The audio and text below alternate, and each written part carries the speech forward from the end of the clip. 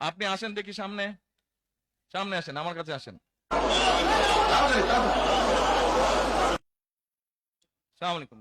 এইখান থেকে আমার সামনে যারা বসে আছেন এর মধ্যে থেকে মুরব্বী যারা বসে আছেন, ওমরা বা হজ করতে গিয়েছেন এরকম একজন হাত তুলেন, ওমরা বা হজ করে আসছেন একজন মুরব্বী মানুষ। ওই যে লাল টুপি পরে বসে আছে, রুমন নিয়ে আসো তো ওনাকে। আপনি আসেন দেখি সামনে, সামনে আসেন, আমার কাছে আসেন।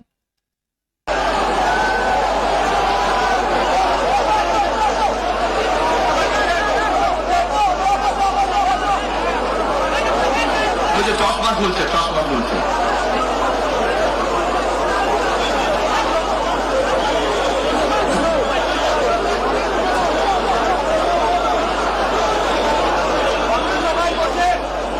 আপনারা বসেন, উনি এখনই মঞ্চ উঠবে, আপনারা সবাই দেখতে পারবেন কে মানুষটা।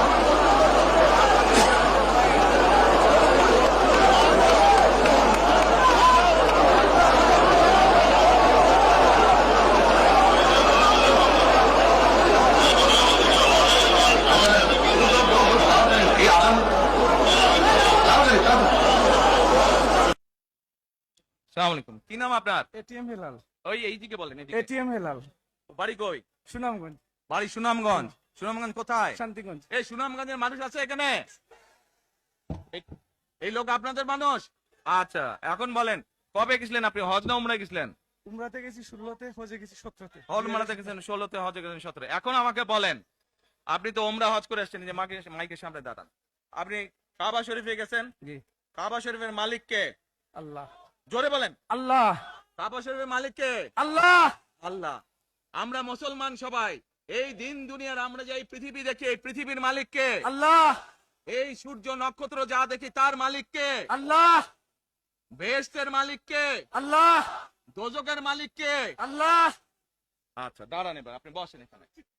আপনারা সকলেই সাক্ষী দিলেন দোজখের মালিক আল্লাহ, বেহেশতের মালিক আল্লাহ, এই পৃথিবীর মালিক আল্লাহ, কাবার মালিক আল্লাহ।